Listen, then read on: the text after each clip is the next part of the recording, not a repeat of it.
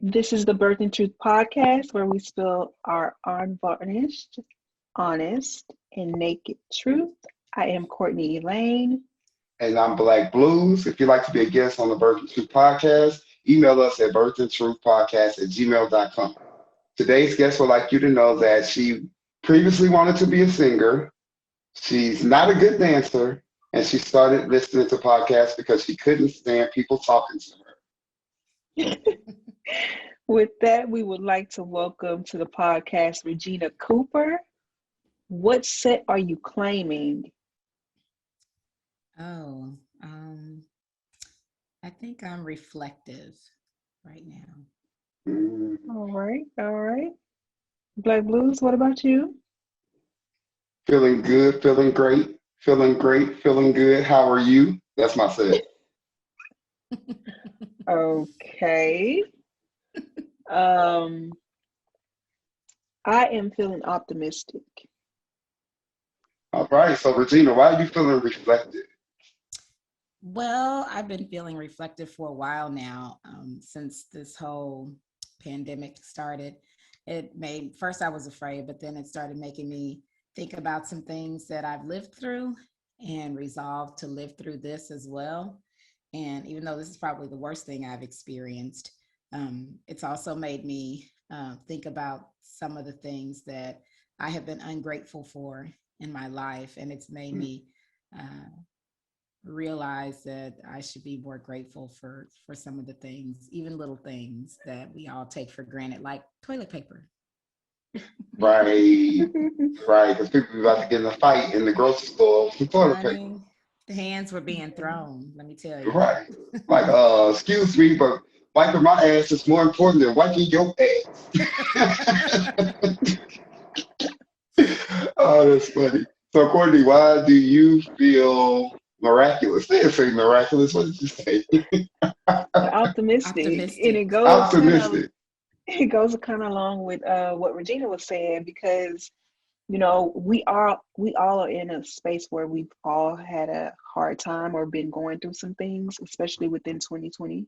And so with that, I'm learning to take the lessons or the blessings within the lessons, because if you really concentrate on what you've gone through, you'll see that you've learned some lessons throughout that. So I'm trying to be very I don't know, just in tune with that and making sure that I just don't pull out the bad out of every situation, and I try to see something good in it. I try to see a blessing in each situation. Right. That's what's up. And that's why I'm feeling good, feeling fine. Mine kind of go with yours, Courtney, because it's like thinking that there's been a lot going on, especially in the last year, but realizing that everything's going to be good. Everything's going to be all right, regardless. So that's why I'm feeling good and I'm ready to. This is a mimosa that I made and it's delicious. It's cran mango mimosa. Delicious. So, so the capacity to learn is a gift. The ability to learn is a skill. The willingness to learn is a choice. That is from Brian Herbert, and we have entered the Google Education degree segment of our podcast, where we discuss things that we Googled, and as we like to say, the last things that we got our GED in. So, Courtney, what was the last thing that you Googled? The last thing that I Googled was RuPaul without drag, without hair, or with hair.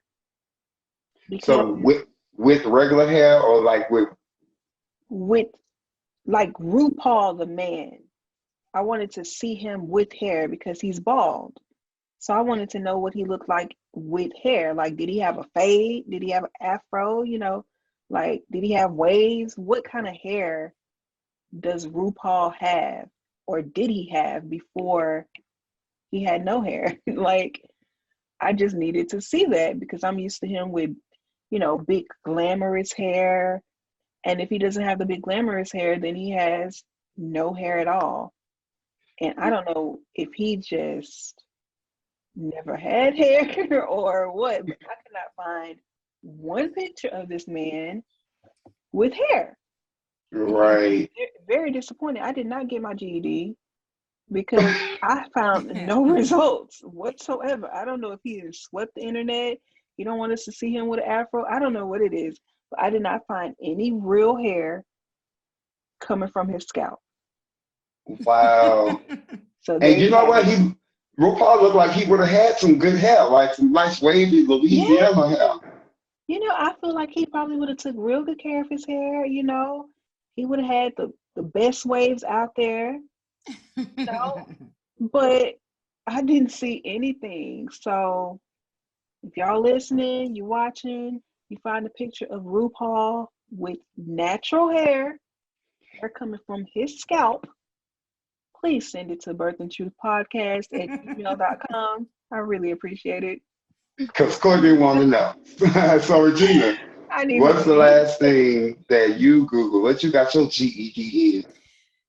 Well, it wasn't anything as interesting as RuPaul's hair, but I probably talk to my dad and my stepmother, once a month. And usually I'm talking to one of them, but the other's like yelling in the background.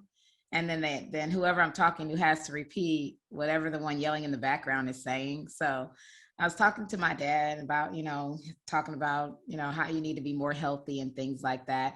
And he's like, yeah, I got a doctor's appointment on Monday. I'm going to go. And my stepmother's in the background, like, tell her about my glaucoma. Tell her about my cataract. And he said, Candace wants you to know about her glaucoma, her cataract. She having surgery for that. And I said, oh, it shouldn't take too much. So I Googled glaucoma and cataract surgery because she's anything dealing with medical issues or even small things, it's oh my god. So I Googled it and I said, don't worry, it's only going to take about between 10 to 30 minutes, 15 to 30 minutes. It's a really quick surgery. They go in, they use a laser to take care of it all. And you'll probably, have a couple of days downtime to heal, but it's an outpatient procedure and it's nothing that can't be solved in one surgery, which that it is.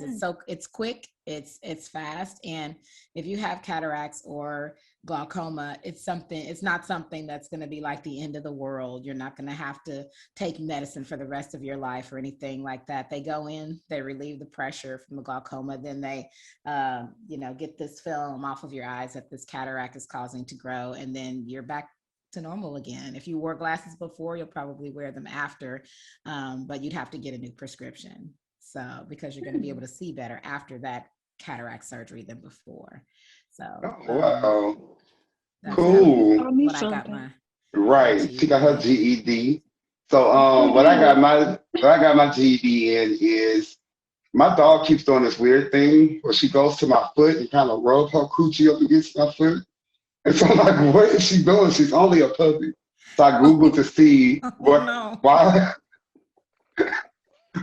Oh my I God. Googled to see why could this be happening. And they said that she might have it might be irritated, like she might have a UTI.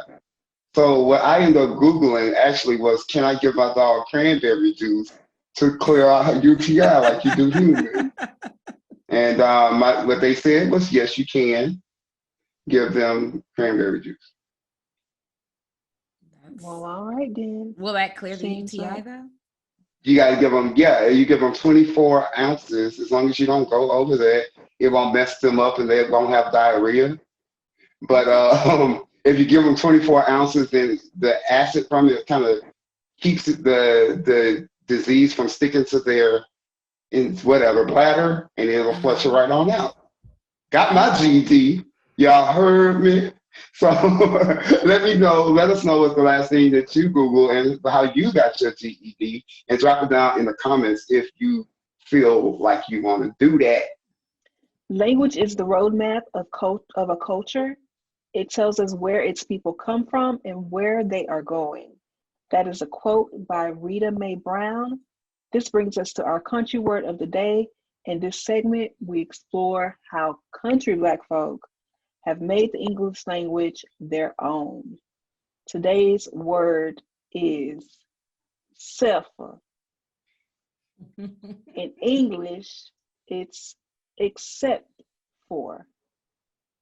It can also be said as but self.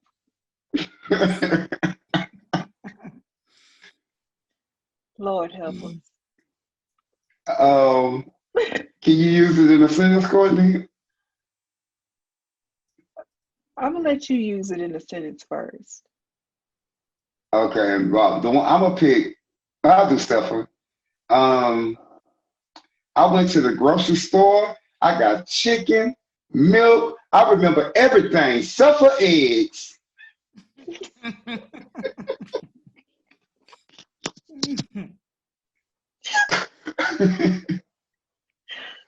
Oh God.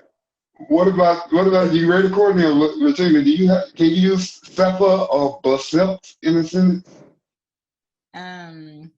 All of my students passed the test, except the kids who don't speak English. I'm not laughing at the kids who don't speak English. I'm just laughing at how you say Bacep. It don't sound like you would even say Bacep. I wouldn't. I wouldn't. I had to make myself say it. I didn't want to. It didn't feel good. Don't make me do that again. I ain't like it. See, that's the problem that I have. Like, I can never like come up with a sentence. I always have a trouble with this one. Like, I don't know. I like all vegetables except for cauliflower. Oh, then you made a new one. Bacefa. You combined them. Bacefa. Bacefa. Wow. So who knows? Do you know somebody who say Cepha or Bacep? Like when my dad's but talking, I he ain't finna says tell Cepha all y'all. the time. I am not about to say that on air. I think that Sonya says Cepha. Sonya Good. Hey, her name's Sonya. Sonya Gooden? Yeah, Sonya Good. Oh my God. She does. I hope she's listening. I promise I think she said Cepha. I can hear it. Oh my God, girl. Boy. I think Trina say Bacep. My good old friend. Yes, she does. Oh. Bacep. She does. I can hear her saying it in my head. She say Bacep. Oh my God. We're shooting all those scenes today, except the last one. The last scene we gonna shoot next week. Right. All of them except that one. She gonna kick our ass. All right. Like, she already owed me a few. She said it was on site with me already. So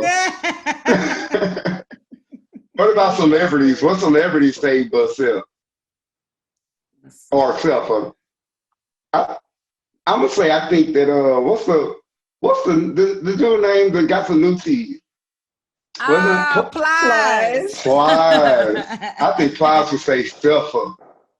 It's just Bluez and Birdman. Yep. Oh yeah, Birdman would say Cepha. Definitely. Cepha this. Yes, sir. I think Cepha that. I think that I used to say Cepha. Why? I don't understand.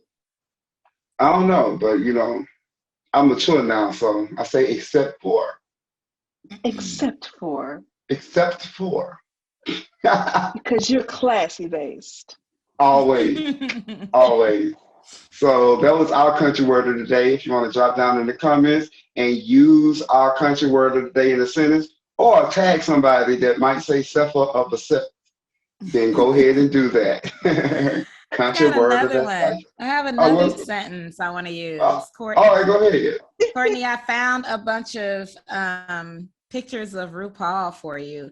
And all of them are when he was like in drag, except for the first one. He actually has, it's the picture you wanted to see with him in his own hair.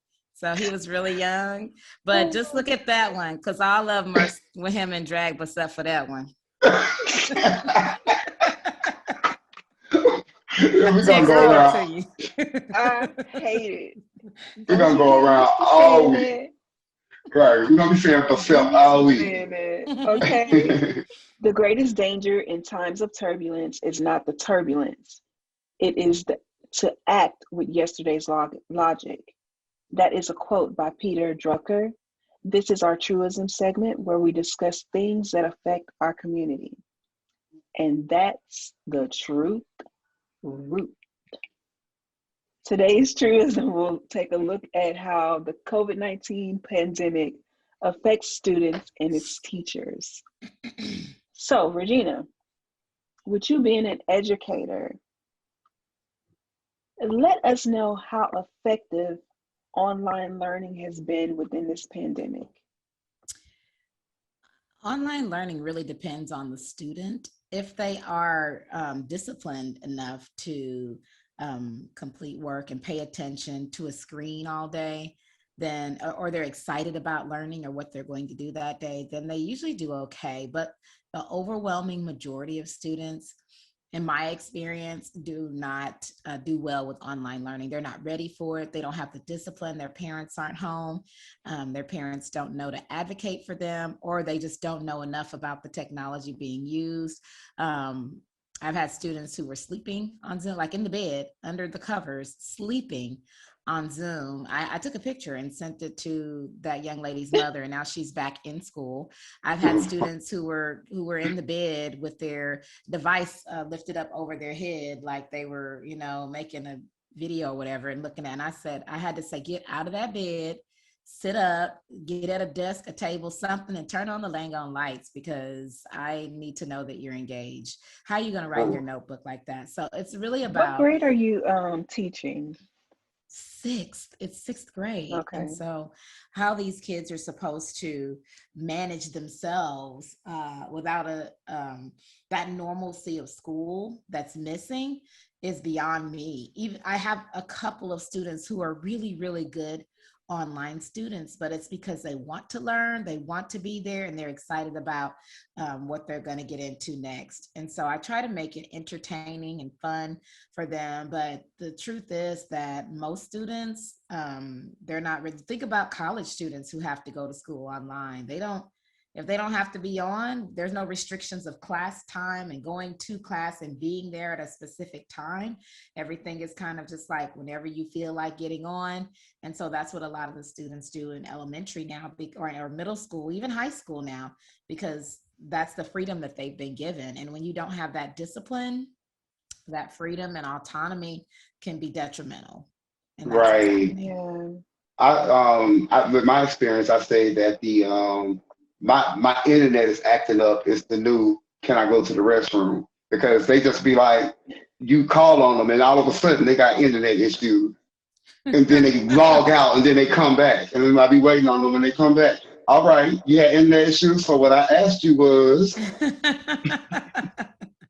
And see, both of you guys are teaching like middle school and above. And for me, I think it's just really crazy to try to have elementary kids sitting in front of a computer all day. It's very, very difficult to keep them engaged, like extremely difficult. So I don't even understand how they're doing it. I think kids in elementary need to be in school. They Just point do. blank period. They really need to be in school.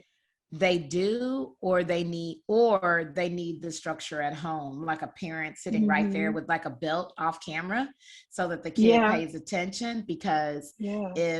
if there's no structure at home, it's doable. It's hard, but it's doable. Even I get bored.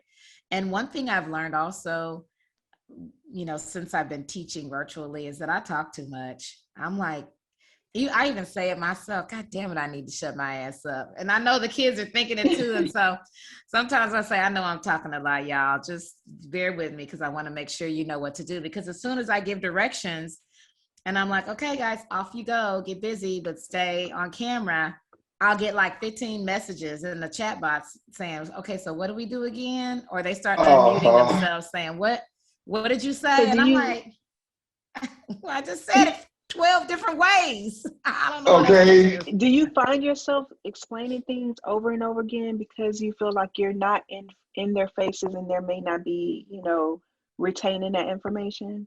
Absolutely. Is that why you become more talkative, or are you I talkative in person as well? Well, in person, when the students respond, when they're engaged, then I start talking. So I explain something. This is a skill I want you to learn. This is a concept. I teach language arts, reading and writing. And it's readers and writers workshop. So this is the concept I want you to learn from this story. For example, when I was, this is my issue. We talked about themes, thematic statements in these little stories that they had been reading. And so some of the stories were about loss or loneliness or shame or embarrassment.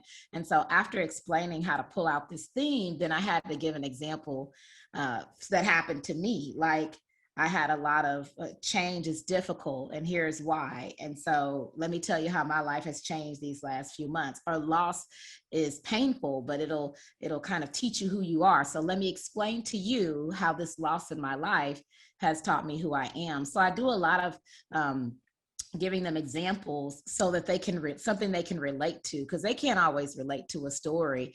But if I say I was really ashamed because when I was in 4th grade I farted real loud while we were doing sit-ups in gym and my crush was right there, they're cracking up because it's probably something that's happened to them too, and it's relatable. So then, in my classroom I can do that because I can see their reaction, I can tell they're getting it. And then when they say they don't understand, I can say, come over here and let me work with you one-on-one. But when I have 15 messages in the chat saying, Miss Cooper, all I heard was that you farted that one time, and that was pretty funny, but what do you want us to do now? I'm like, what the hell? I did all that for nothing. So it's different online. It's Right. different. What I started doing is I create a PowerPoint. Mm-hmm. I say it, and I also put it in the chat, like for everybody to see. Because I'm like, and then I still get, I don't get what we're doing, and I try not to get an attitude. I'm like, y'all see that in the chat? I try my best. But what about, do you think students should be in the classroom? Because a lot of times teachers are the students first. Like they can notice like child abuse, or they can notice, that there's lack of food in the home, and they can kind of try to, do something about it. But now that they're at home, you can't see those things. So it seems like they should probably be going to school for that first line of, hey, something's not going right, Mm-hmm.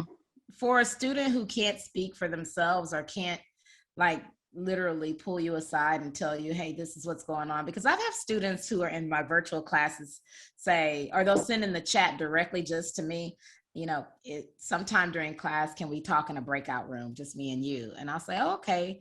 And then I'll pull them to the side, hey, what's going on? And they'll tell me, or I'll recognize like a pattern, like you're late to class, so many minutes every day. You never turn your camera on, and I require cameras to be on so I can know it's you that's there. And you're accountable when you're right there. I know you're there, and you're not just, the camera's there, but you're somewhere else. So your camera's not, or I hear a bunch of noise in the background when I ask you to unmute to answer a question. And then I'm like, okay, something else is going on at that house that I can't control. And the kid obviously can't control it either. So what can I do? So then that's when I call on my counselor, my assistant principal, and 5 or 6 students have ended up having to come back to school because not that their parents were mistreating them, but that their parents were either making excuses for their behavior of not getting things done, or they were using them as like babysitters. Come help me with the baby. We finna go somewhere. Come to work with me. You got to do this. You got to do that. And I'm like, what the hell? Like, what would you do if this pandemic never occurred and the kid was at school? Where would your baby be? It's definitely not in the arms of your 6th grader while she's trying to learn how to write a complete sentence. So figure it out, sis. So I don't know the answer though. I don't know the answer. Right. How hard is it for kids that are actually in school? Because I know you teach kids in school and kids online.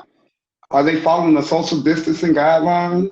No, and that's a problem. Oh In God. class, I can force them to, but in between classes, because we don't have a staggered schedule where, okay, the bell rings, only sixth graders are moving in the hall, and then the next bell, only seventh graders are moving in the hall. Everybody's moving at the same time, so they're dapping each other up, hugging each other, playing tag, and I'm like, stop touching each other. That's why we get a COVID letter every day, because they have to notify parents if we have a positive case in the school. Sometimes there's 2 or 3 positive cases that happen at the same time. So, and they always deliver the letter at the same exact time. So when the students see that office aide coming and they see papers in his hands, they're like, oh no, Miss Cooper, don't let him in. We know what that is. It's a COVID letter. And I'm like, well, if y'all would quit touching each other, dapping each other up, hitting each other, pulling your masks down, we wouldn't keep getting these letters. So Do it's you our think job they to notify. understand the concept of COVID? Like, do you think they really I get it or they don't? And that's the reason why they have a hard time following the guidelines. I think if it hasn't affected them directly, then they don't understand like the gravity of the situation, that it affects people Right. different ways, and some people it'll actually kill. So if your grandmother has been affected by COVID and you had to quarantine for a month and a half while she got well because she lives with you, then you know it's touch and go, and you might be okay, but you might not, right? But for students who've had no direct experience with it, they don't get it, and they don't care. They're happy to be around their friends. They want to horseplay and all of that kind of stuff, no matter what you say. So, sometimes I have to spray a Lysol force field around myself because I don't have time to get sick. Right. Right. What about do you have kids that you had that have disappeared off the grid? Like they just gone now? Yep. You don't know where I they at? Yeah, I had one student who her mom just pulled her out and said she was going to homeschool her. But when I met her mom, I was like, who the hell is homeschooling you, sis? And so, Oh, so baby. I Wow. just, I was like, this is a student that I cared for, and had a connection. Like I bought her a backpack because I realized she didn't have one. She came to school out of uniform all the time. So we were getting her uniforms and things. And when I met her mom, before she ended up pulling her out, I was like, this is why you're a hot mess. Let me see what I can do to be that positive role model or positive force in your life, that you don't have to end up, doing whatever it is your mom's doing. You don't have to live your life like that. And her mom pulled her out before I had the opportunity to make a significant impact, which is sad. Yeah, that's very sad. And it's kind of crazy that this has become our thing now, and like trying to navigate that. Like, how do we do school during this pandemic? So that's where we at, and that there is the truth. Roof. Pure witness still has a center. There's still someone doing the witnessing. There's still a division between the observer and observed. That is a quote from Rajiv Agarwal. I think that's how you say his name. Rajiv Agarwal. So this brings us to our Spill the Truth segment, where our guests spill their tea. All right, Miss Regina, you must first take an oath. Repeat after me. Even if my truth offends the people that I love, Even if my truth offends the people that I love, I promise to spill the whole truth, I promise to spill the whole truth, the buck-tooth truth, the buck-tooth truth, and nothing but the truth, and nothing but the truth, because that's how it showed up in my life. because that's how it showed up in my life. Man, that's a real oath, man. Because to tell a buck to truth, that means that's, you know, that's that ugly truth. Not, no offense to people with buck teeth. I mean, I got gap teeth, so we here. So, Regina, you said that you used to be a singer. What made you stop pursuing that career? um, I don't know. I guess I just got older, and I felt like my time could be better used somewhere else. But then I start thinking about if there were things like I don't know, YouTube or TikTok or Instagram, happening during that peak of me wanting to sing and being able to sing as good as I sang, I probably would have pursued it a little more. But at that point, I didn't feel like I had like a true avenue or like a way in. There was no door open. So I did what I want. I mean, I did what I could at the time, but then I was like, okay, this is over with. What's next? You know? So did you always want to be an actress?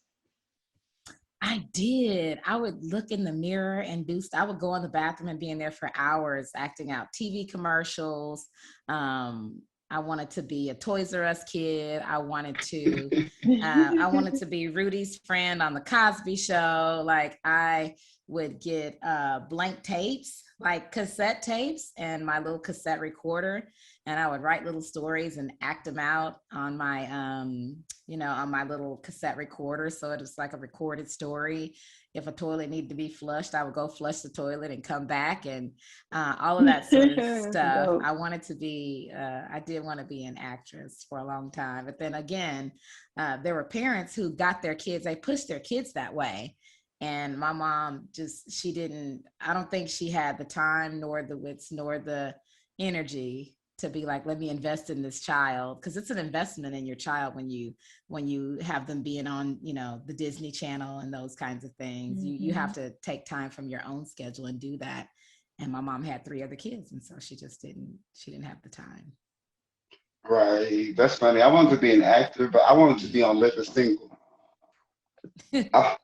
I don't know why. At my age, I don't know how I could have been on Living Single, but I wanted to be on it. So what do you think gives you more satisfaction, being a teacher or acting? I think they are probably equal, because I go on stage every day. I think I've said this before. In my classroom, I don't have to sell any tickets. I ain't got to advertise. The audience comes to me every day. I get to teach them. I get to see that light bulb turn on, that aha moment. And also I get to say my truth and be whoever I want to be. A lot of my students think I'm bipolar, because I can go off on the whole class and be angry with them. And then as soon as I'm done going off, I'm flipping back to Miss Cooper, the teacher, who needs you to learn something. And they're like, Miss Cooper, it's really scary when you do that, Miss Cooper. How do you flip from being so angry and now you're nice again? And I said, I'm still mad at y'all, but I don't have time to dwell on it. We need to move on. So they're like, okay. That's a nice perspective. I never thought about it like that. I've never thought about it like that. Yeah. Like acting as a teacher. Yeah. Because me growing up wanting to be an actress, I always thought about all of these different careers that I would have liked to have pursued. And in my head, it was like, why pursue all of those different careers when I can just become an actress and I can be those careers in a film? So that's kind of how I came to it. But I never thought about the fact that being a teacher, you could literally turn on different personalities. That's pretty cool. It's a nice perspective. Oh, yeah. I have to turn on those personalities when I'm teaching at the juvenile detention center. The kids, they told me, such a long face, long neck ass up, nigga. I just gotta sit there and get paid and smile. They said that to you? I can't believe they said that to you. Yeah. The boy told me, I don't like the nigga in the video because he gay. And I was like, I am the guy in the video. Well, I don't like you either. Okay. Wow. But I just sat there, The one guy told me he didn't like my shirt. And I told him, well, you wear the same thing every day. He said, well, this is a different one. I was like, it's still orange. So different orange shirt. I got a whole bunch of orange shirts. I got a lot of orange. I got some orange shirts. Yeah, them orange jumpsuits. But anyway, I probably should have said that. I told him that. Orange. Anyway, I'm gonna wear the same orange one every day. Right. So look, we asked you to give us 3 words to describe yourself for our defining moments of the past segment. You said immature, and Webster describes that as not fully developed. You said insecure, which is lacking self-confidence, beset by fear and anxiety. And you said introverted, which is having a disposition that is taxed by social engagement and energized by calm environments, resulting in the preference for quiet solitude. So after hearing how Webster described it, do you think it's accurate or would you change something? I think it's accurate to a point. I was definitely immature. And I did some things that I certainly wish I hadn't done, but it was due to my maturity and my lack of development rather than just, choosing to do some, just making poor choices. We all make poor choices. I was Right. definitely insecure. I wanted to fit in so bad. And the way I grew up just didn't allow me to fit in. So my insecurity caused me to become an introvert. And so I stayed in the house a lot. I read a lot of books. I wrote some things, and after school, I didn't go outside. I didn't want to. I had a bike and skates and all that other stuff. And after, playing with them when you get them on your birthday or right after Christmas is great. But then thanks for that. It's going to stay in the garage because I'm not going out there with those kids because I don't look like them. I don't act like them. We don't have the same interests. So what the hell am I doing outside with them? So, Mhm. yeah. Right.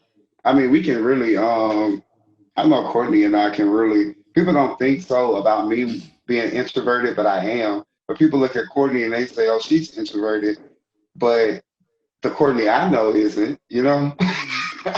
because I know her. But a lot of people look at me and don't think that I'm an introvert, but I'm very much like if I get around a crowd, I kind of shrink into myself. I'm like, oh, I don't want to be around these people. I just fold Mhm. into myself. So I understand that. So what do you think contributed to you being insecure? Well, I've always been I was a chunky kid. So, not even like when I look back at old pictures, I'm like, I wasn't even fat, but like I thought I was because I always had a big butt. It's the Jones thing. my my Oh, dad's family, my dad's they, family, they, like they made all a of them. song. They made a song about it. They said, Gina got a big old butt. Oh, Oh yeah. yeah.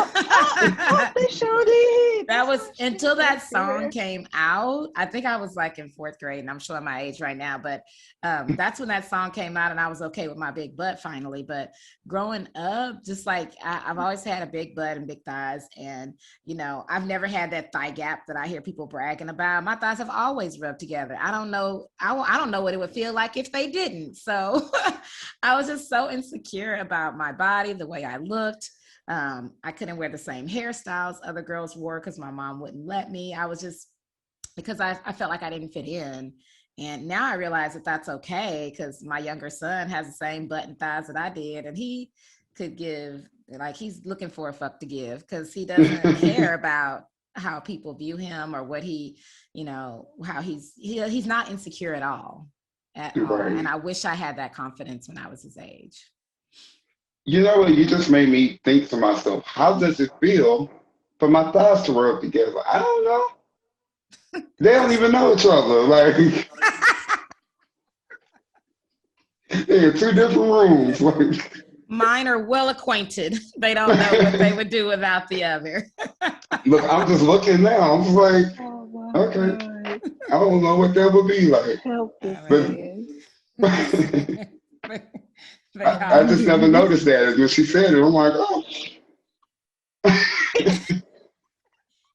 I can't. I think all the way back to even when I was like 5 and 6 years old, my thighs rubbed together back then too, just because I'm knock kneed. That's just how, so if I woke up one day and I had that little thigh gap and I wouldn't know what to do with myself. That's why the Lord won't let me lose a whole bunch of weight because he knows that I wouldn't act right.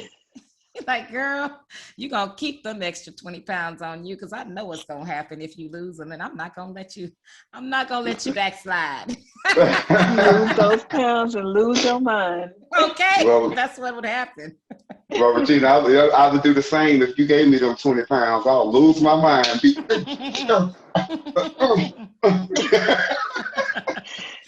So, look, I understand. If I had them 20 pounds, couldn't tell me nothing. Couldn't tell me Oh nothing. my God. Well, we asked for three words that describe yourself when you were or we asked you for three words for defining moments of your present. And those words were witty, amusingly clever and intelligent, unfiltered, reality-based, unashamed, not restrained by embarrassment.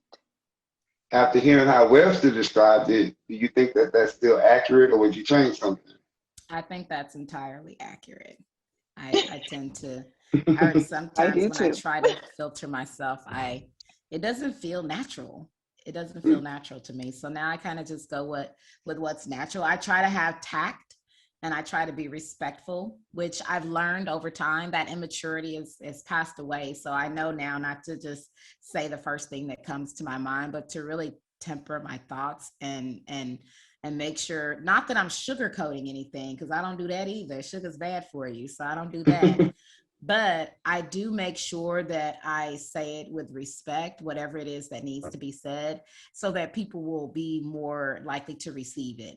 Because there's a way to say things for people to receive it. If they perceive it as an attack, they're not going to receive it. So Right. there's a way. So, what happens if you do hurt somebody's feelings by being unfiltered?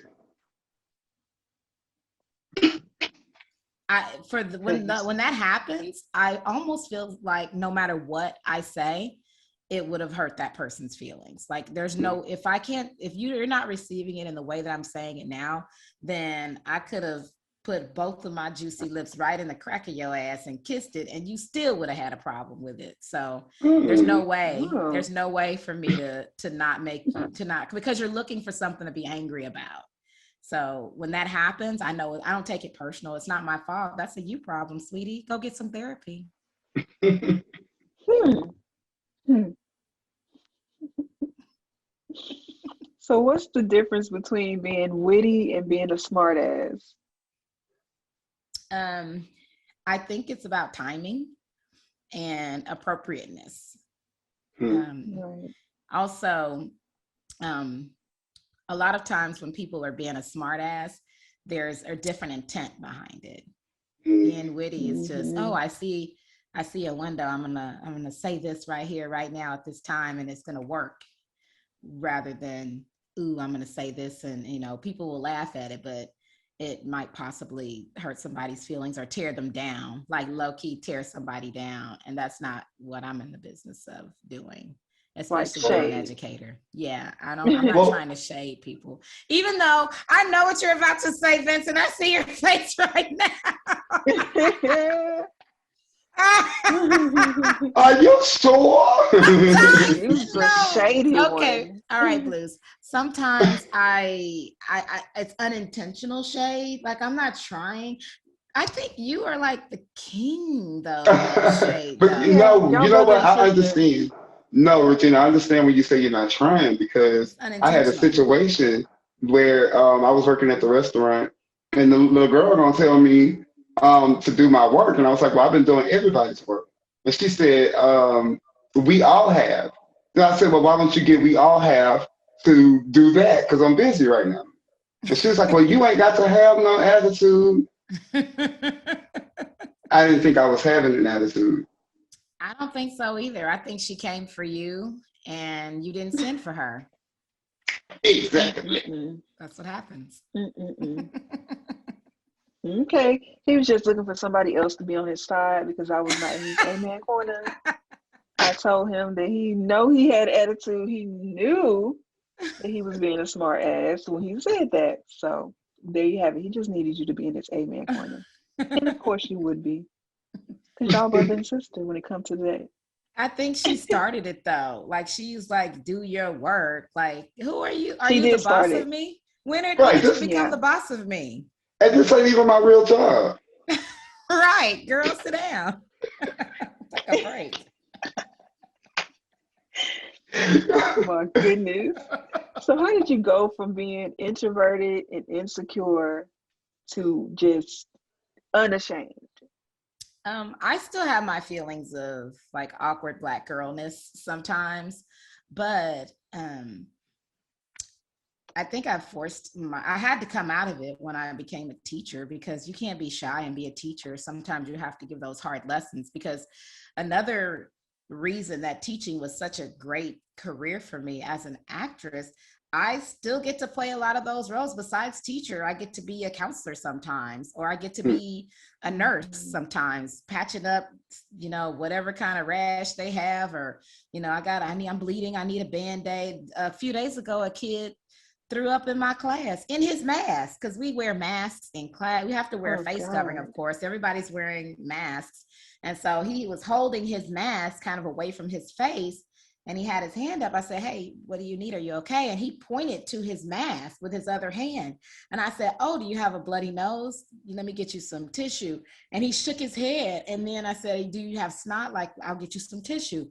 And then he shook his head again, and I saw this giant chunk of vomit fall from the bottom of his mask. And I said, "Oh no, did you throw up?" And he shook his head, yes, like vigorously, that more of it fell out. And I was like, "Go to the bathroom, like get out." And he made a whole anyway, I had to be like mama that day. I was like, "Okay, don't worry, you're gonna be fine." When he came back, he had throw up all over his clothes. And so you can't really be too much of an introvert when you're dealing with kids, because they say things that, like, how are you going to react when they do stuff like that or say stuff? You can't just sit behind your desk and be like, "Oh, I'm not going to say anything." Or if they're like tearing up your classroom, I have to be super like, "Get your ass over there and sit down" kind of teacher. And, I don't say it like that, but they know that's what I mean, because mama would probably say the same thing. So also dealing with, I'm the department chair of our English language arts department as well. So when other teachers are struggling, then how do you tell? If you're an introvert, there's no way that you're going to be able to tell unless you can compartmentalize and separate those things, which I can't. So I'm just, okay, this is the problem you're having. Here is the solution I'm offering.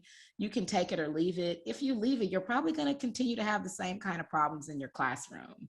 But talking like before, there's no way I would have went to another adult and said, "You're fucking up at your job, please do this instead." Like, introverts don't normally have that sort of personality where they're able to do that with ease and still not have hard feelings afterwards.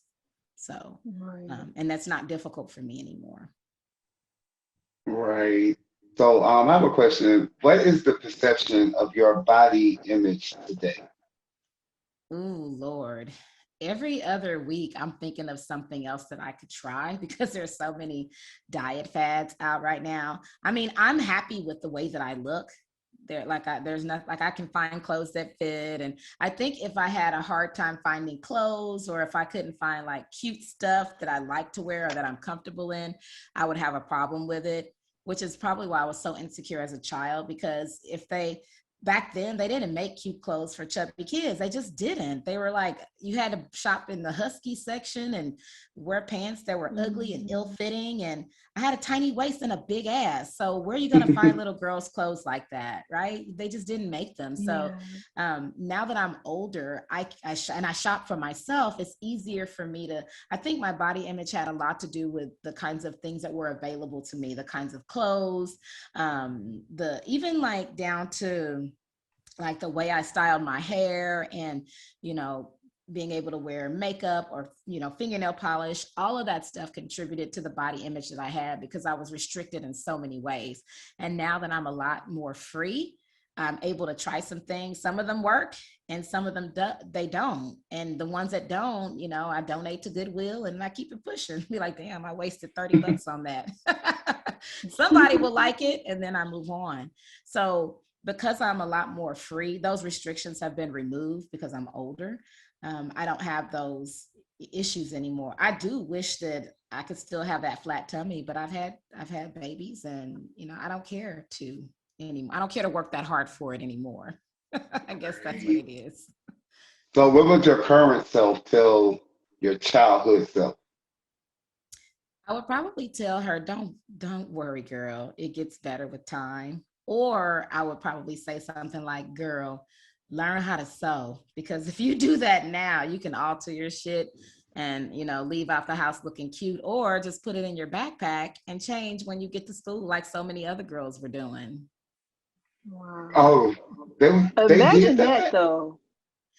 They changed, a lot of Yes. girls changed clothes. Their moms didn't let them. I couldn't believe some of the stuff some of the Absolutely. girls came to school in until I went in the bathroom one morning just to pee, and I saw them. It was several girls in there taking off their school clothes or whatever that their parents bought them and putting on short shorts or leggings and tank Hoochie tops. And stuff. yes, and Yes. I'm like, this is how they do it. Well, shit, I've been doing it Hmm. wrong all these years. Yeah, because nobody All was to- really letting them wear that stuff to school. and Like, I wondered where but they then got you it would get to from. school and you would know you didn't know that that was going on. No. And when you find out, you're like, what? They got it from their fast ass cousin that can wear it. So then, girl, let me wear that next week. Yeah. And Yeah. Or from their fast mama. Yep. Or their friend's oh, mom. Like I had a friend whose Yeah. mother wore all cute clothes, and because we were about the same size, she didn't know it, but I would borrow stuff. I would go over her house on the weekend, and her mom and dad would go out all the time. And so while they were out, wherever they were, I would go in her mom's closet and I'm gonna take this and I'm gonna bring it back next week, and hopefully she won't notice. And that's how I got my cute, because my mom didn't buy me those clothes. So I would borrow from her, and then I would bring it back and hope she didn't notice, hope that her daughter had took it or it got lost in the wash. And oh, here is that thing is that I was looking for, right? It, she didn't know that Regina had borrowed it and washed it and brought it back. That is too funny. and see, I So in feel this weird society, wearing. I'm sorry. I feel weird wearing other people's clothes though. I wasn't wearing her drawers. It was her right, her right. cute tops, and Yeah, you know, it was that's mostly true. like cute tops or like dresses that I knew my mother wasn't gonna buy for me. Like a cold shoulder top. Oh girl, no, cover up them shoulders, because you know you don't want nobody getting the wrong idea about your shoulders. Cover them up. There's too much skin. That's Hallelujah. funny. Cover them up. So when I had the opportunity to do long earrings, anything that was dangly, oh no, that's of the devil. You can't wear those dangly earrings. And so I would borrow my friends or my mom, her mom's earrings, and I would pair them with the cute whatever I took that weekend. And I would have a field day that week at school. I wore that shit as much as I could before I had to return it. And my mom didn't That is know. so funny. Yeah, they wouldn't let me wear That's the so pants. funny. Never mind. Oh my God. Help him. Moving right along. So in this society, there's a lot of body shaming, Mhm. and that comes from pressure of men, the pressure that men put on us to look a certain way, right? So imagine if a man tells you that you need to lose weight or purchase a silicone ass, then you would look fine. I want you to look directly into the camera and let him know exactly how you feel. I want you to let go and let have. Oh no. Okay. Hmm.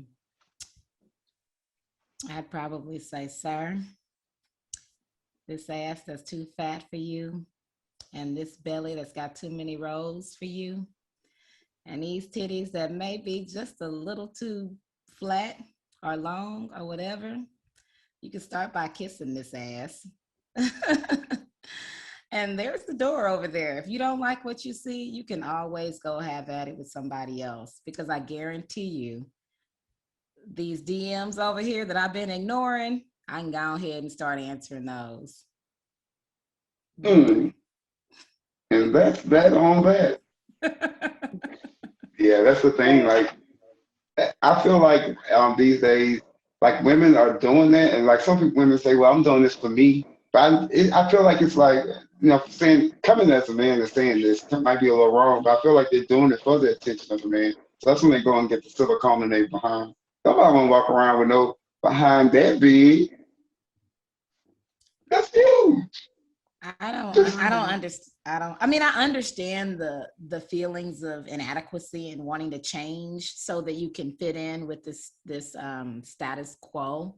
I don't understand how why people would do it for just for that reason. It would need to be, okay, I'm insecure and I want to fit in, and I understand feelings of insecurity.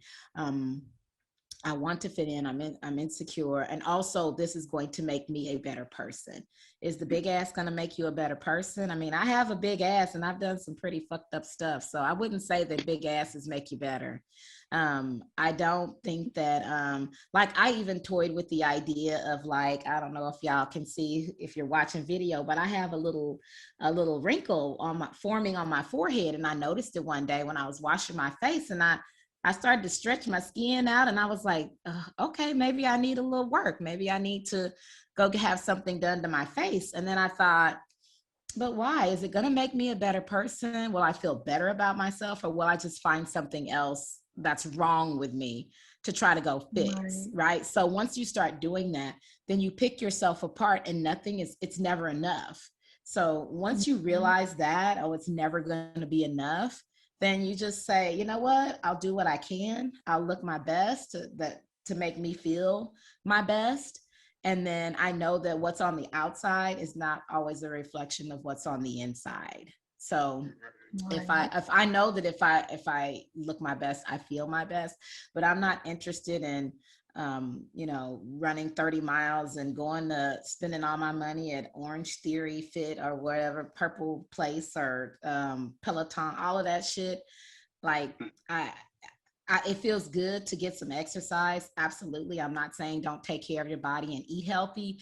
What I'm saying is that there's more to life than that. And if you can't enjoy your life as it is now, you'll always be searching for that next thing to make it better. And there won't be an end to it. So I've learned to be happy with how I am now. I read somebody said on Facebook the other day, they said that you need to live for right now because you are alive shorter than you are dead. Like you're dead longer than you're alive. And I'm like, oh, wow, I never thought about that. You're So going to be dead way longer. So live the life that you have now. Right. So, And you have to find your happy right now. I think I was listening to something, and Denzel Washington said something like that. Like, if you keep looking for your happiness with that next big thing, that next big promotion, or that next person, you'll always be looking for it. If you don't find it right here in front of you now, because you're looking for it somewhere else, you'll always be looking for it. And it struck a chord with me because that's what I've been doing for so long. Like, okay, once I get this new car, I'll be happy. Once I get this new house, I'll be happy. Once I get a new, I get a promotion, I'll be happy. Once my edges grow back, I'll be happy. But I realized that every time I got that thing I was looking for, this house, a new car, this promotion at my job, I still like, dang, I feel like that. It's almost like a drug. You're looking for something else all the time. And so that's why I'm so reflective now, because I'm like, I've been chasing this happy for so long, when so many things around me, so much grace that I've been given, so much mercy for things that I've done that I should have been hospitalized, did, or in jail for. Like, I've done some things. Okay. So if you can't find your happy in the fact that you probably didn't get what you deserved, then you're never going to find it. So at this point in my life, I can say that I'm happy, and it's not because of who is around me or because of what I have or the success I've achieved. It's because I've learned to find the happiness within myself and with who I am, and the things that I enjoy are the things that I do. I'm no longer a person that says yes. I'm not a yes woman anymore. I've found my no. And sometimes it's hell no. So all of those things that I'm spiritually grounded, I'm emotionally grounded. When I know that I need some help, I go to therapy. I reach out when I need help. I don't bottle it up anymore and then explode when it's not necessary to do that. Like, you don't have to do that. There's always there's always an outlet to express yourself. And so all of those things, that self-care, and I'm not just talking about bubble baths and back rubs or massages or whatever. I'm talking about really taking care of yourself and your mental health and your physical health, and making sure you get enough sleep, and all of those things that make you who you are as a person and contribute to your disposition. You really just have to to figure out what's going to be that happy for you. That's not something material, because those things can fade away. And then what happens to your joy? Right. Right. So we're going to give you a word or a phrase. We're going to put you on the spot. So give us a word that comes to mind when you hear the words that we say. Okay. All right. Your first word is music. Love it. Family. It's complicated. Former President Trump. Ooh, jail time. Black people. My heart and joy. Education. Reform. Depression. Therapy. Theater. Passionate. Freedom. It ain't free. Kamala Harris. Inspirational. Cheering. Children. Oh,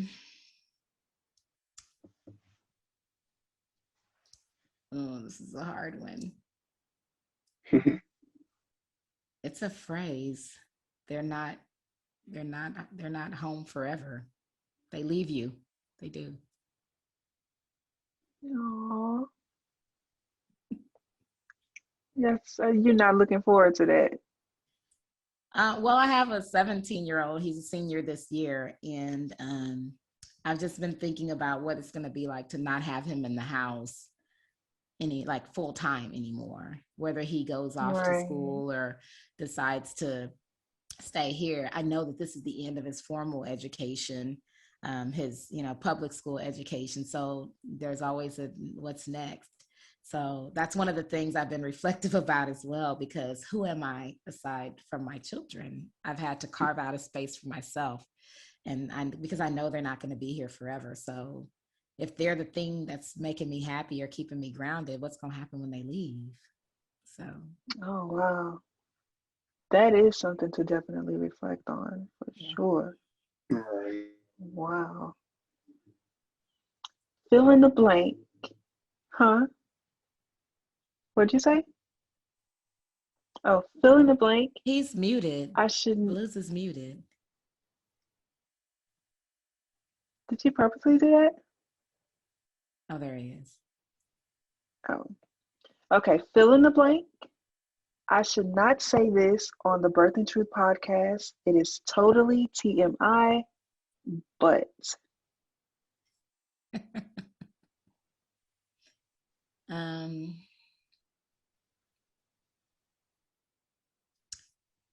I should not say that I have not been to my OBGYN in over 3 years on this Birthing Truth podcast. It is totally TMI, but I have an appointment on Monday. Yay! That is TMI, but we're going to praise the Lord for that. We're going to praise the Lord for that. Because we need, you got to keep up. You got to know what's going on in your body, child. This is Ain't true. nobody got time for that. I'm so embarrassed to say that. I had a beef with the doctor's office over a bill, and I finally just, since we weren't going anywhere because we were quarantined and I wasn't spending any money, I had like a surplus. So one day something said, girl, pay that bill so you can go back to the damn doctor. You don't know what's going on down there.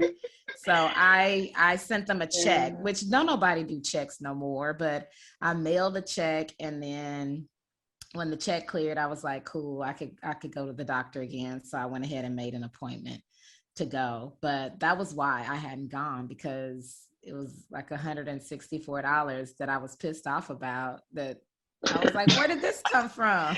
And That's then all it was, girl, it wasn't even $1,000. This girl said I don't care. I didn't make the $163. bill. Like, they didn't tell me about it. That's another thing about healthcare. They don't always, they're like, we're going to do this procedure because we think there's, we just want to make sure. And so I say, okay, how much is it? And they say, it's going to be $60. So I pay the $60, and then I get a bill for 160 something. And I'm like, well, you said it was $60. So I'm going back and forth with them and the insurance company. And they're like, we don't care what they say. You owe us this money or you can't come back. We don't care what's going on with your plumbing and your fallopian tubes. Fuck your fallopian tubes. Pay us our money. Oh no, Regina was like, I'm not paying the $5. I I ain't was paying like, the you know $5. what? I'll find a new doctor. Right. So anyways, I just went ahead and Lord. paid it because I had extra money and I didn't feel like it was gonna make a dent and mess with any of my other bills or obligations because I had some extra money. But at one point $164 would have broke me. So Yeah. perspective. And then it ain't, going, that's invasive anyway. So, if you in your spirit you feel like you don't really want to go right now, then I feel you as a woman. Feel you. So that's that on that. I just would have went up in there and like, look, check this out. I'm not paying that because I don't feel like I owe it. But look down here anyway.